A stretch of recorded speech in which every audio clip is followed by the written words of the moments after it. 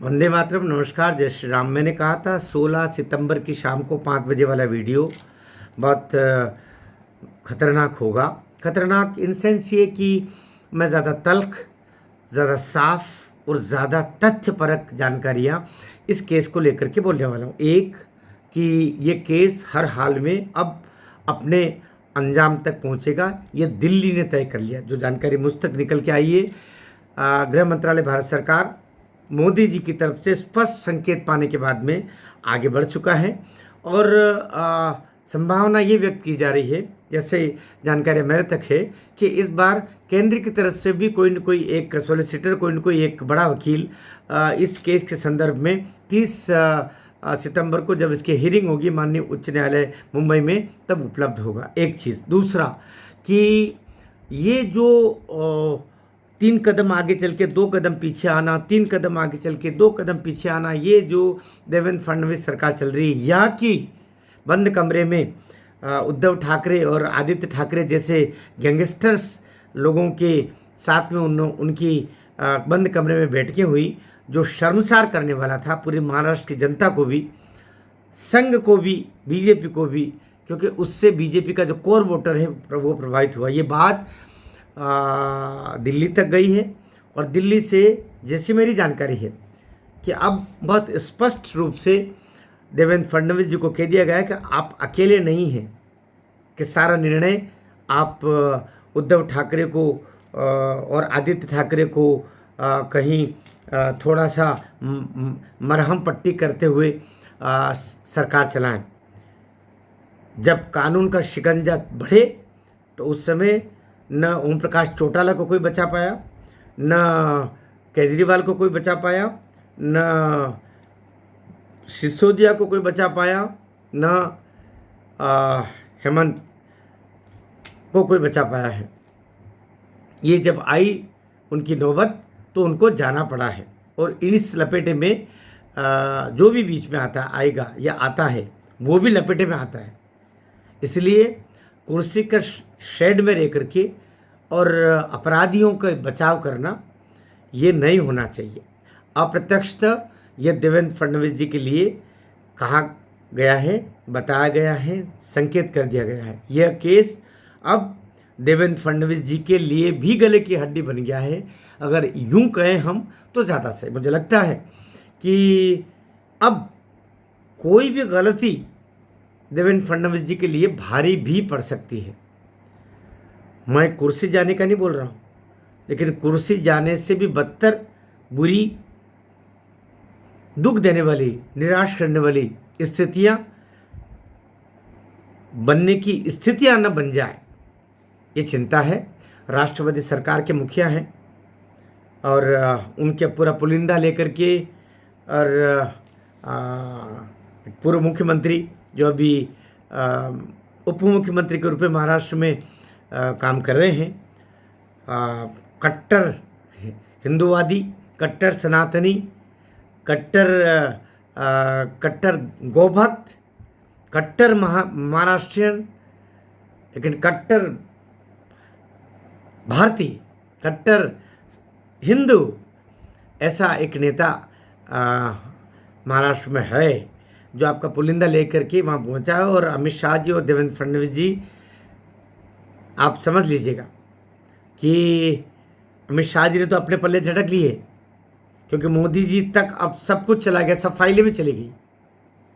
ये ठीक नहीं होगा, इस मुगालते में नहीं रहे। 30 तारीख को महाराष्ट्र सरकार की तरफ से जो पक्ष रखने वाले एडवोकेट्स है, उनको व्यक्तिगत रूप से बुला करके महाराष्ट्र के मुख्यमंत्री होने के नाते आप समझा कर भेजिए कि बाप बेटे की अपराधियों की जोड़ी को बचाने का काम ना करें, वरना ये महाराष्ट्र की जनता के लिए इसलिए दुखदायी होगा कि खतरा आपकी कुर्सी तक भी अब पहुंच रहा है। जो पापियों को बचाता है, प्रकृति उसका साथ नहीं देती। साधुओं को हत्यारे, साधुओं की हत्या के दोषी परिवार को बचाने का पाप आप न करें, यह आकांक्षा है। मेरी बात आपको बुरी लगती है, 10 दफे लगे, हम सत्य कहने वाले लोग हैं। और जो अपना पैतृक संगठन है राष्ट्रीय स्वयंसेवक संघ, बुरे का साथ देना नहीं सिखाता है। जो साधुओं को संताप देता है उनके साथ संघ कभी खड़ा नहीं होता। मैं संघ का स्वयंसेवक होने के नाते भी आपको कह रहा हूँ, देवेंद्र फडणवीस जी, आपके धर्मपत्नी जी, महाराष्ट्र के आदरणीय भाभी, वो अक्षय कुमार और कौन कौन से अभिनेताओं के साथ में तंग कपड़े पहन करके और उन्होंने गलियों की सफाइयाँ की, अच्छा काम किया। लेकिन गलियों की सफाइयों के साथ राजनीति में भी महाराष्ट्र में बहुत सारे गंदे लोग हैं और गंदगी फैली हुई है, उसकी सफाई करने की जिम्मेदारी भी आप ही के ऊपर है, ये आपको करना होगा। 30 सितंबर परीक्षा की घड़ी है। मैं सारे बंधुओं से निवेदन करता हूँ, मेरे वीडियो को सुनने वाले, देखने वाले, चाहने वाले, जो मुझे सब्सक्राइब किए हुए हैं या आपके पास शेयर के माध्यम से ये वीडियो आप तक पहुँच जाए, मेरे अन्य सब्सक्राइबर्स बंधुओं के माध्यम से भी, तो मैं आपसे प्रार्थना करता हूं कि यदि आप देवेंद्र फडणवीस जी को चाहते हैं, मैं भी उनको प्रेम करता रहा हूं, उसको दिक्कत नहीं, लेकिन अब मेरा मन खट्टा हो गया, उन तक ये वीडियो पहुंचाइए, वो मुगालते में न रहे कि आप आदित्य ठाकरे जैसे आपराधिक मनोवृत्ति के व्यक्ति को बचा करके, जिसने एक लड़की का शील भंग करके उसकी हत्या की है, ऐसा आरोप उस पर है। उसके पिताजी सतीश सालियान ने, दिशा सालियान के पिताजी ने बाकायदा माननीय उच्च न्यायालय मुंबई में पिटीशन दायर कर रखी है और जिसकी जांच के आदेश, लगभग 400-500 पेज की वो पिटीशन है, जिसकी जांच की पैराग्राफ वाइज आदेश दिए हैं माननीय उच्च न्यायालय मुंबई ने आपकी सरकार को, महाराष्ट्र सरकार को, कि एक एक पैराग्राफ की, एक एक पंक्ति की, एक एक सवाल की, एक एक जो चीज़ इसमें पूछी जा रही है इसका स्पष्टीकरण दे। आपकी सरकार उसको गप करके बैठ गई और उम्मीद ये कर रहे हैं कि सब लोग सोए हुए हैं। किस मुगालते में भाई, किस मुगालते में? जनता हमसे ज़्यादा जागरूक है।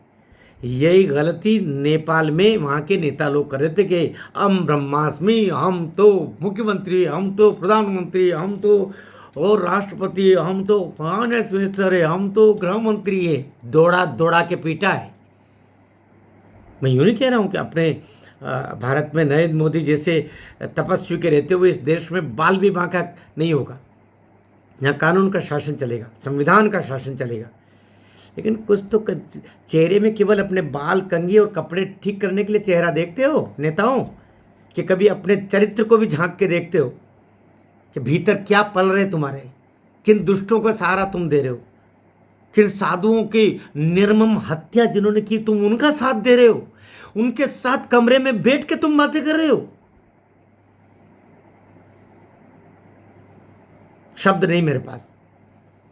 जिनको फांसियों पर, चौराहों पर टांगे जाने चाहिए, तुम उनके साथ में बतिया रहे हो। शब्द नहीं मेरे पास। मैं बंधुओं से आग्रह करूंगा, इस वीडियो को खूब शेयर करो भाई। मैं तो जान पर खेल करके ऐसी वीडियो बनाता हूं, कोई चिंता नहीं कोई चिंता नहीं। मैं किससे डरने का प्रश्न ही नहीं होता। वो बिटिया मर गई, उसके साथ न जाने कितने और भी मार दिए गए हैं। ये सतीश सालियान बेचारे खुद भी इसलिए तारीख पे नहीं आते, उनके ऊपर भी मर्डर की तलवारें लटकी हुई है। कितने मारोगे भाई? लेकिन ये याद रखना रे भाई, उद्धव ठाकरे, आदित्य ठाकरे, याद रखना, ऐसे अहम ब्रह्मास्मि का भाव लेकर के ही नेपाल की जनता ने बाद में उनके लिए क्या किया। ये खानदानी जो पार्टियां हैं ना, उन्हीं का नंबर लगता पहले, उन्हीं को दौड़ा दौड़ा के, क्योंकि आपराधिक मनोवृत्तियाँ, हम राजा हैं, ये भाव उनमें ही आता है सबसे पहले। दिल्ली में भी एक खानदानी परिवार है, लखनऊ में भी है, मुंबई में भी है। नरेंद्र मोदी का क्या बिगाड़ लोगे तुम? वो तो झोला लेके आया है, झोला लेके चला जाएगा। जितने दिन सेवा उसको करनी है तुम्हारी कर रहा है। कुछ लोगों को बुरा लगता है नरेंद्र मोदी का पक्ष क्यों लेते हैं, इसलिए लेता हूँ, देश के लिए मर खट रहा है। 2014 में जब देश नरेंद्र मोदी के हाथों में आया था, तब क्या हालत थी? चारों ओर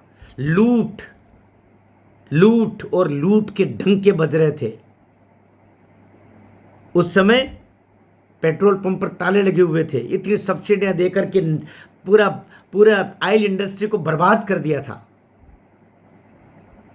कुछ लोगों के पास में सत्ताएं थी केवल, तो अब जनता के हाथ में सत्ता चली गई, एक साधु के हाथ में सत्ता चली गई, तो आप कितने ही बोलो चौकीदार चोर है फलाना, पर क्या हुआ?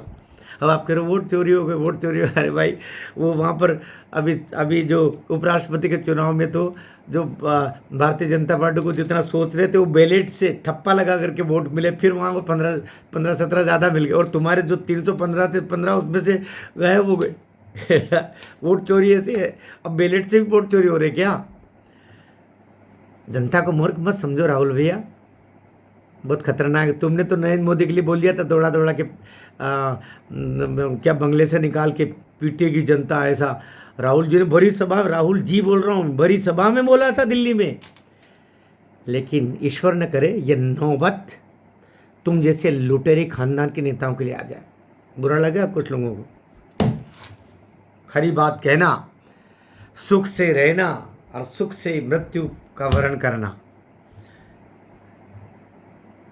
वीडियो शेयर करेंगे ना, कीजिएगा। खतरा तो मैं ले रहा हूँ, आपको तो केवल शेयर करना है। भारत माता की जय।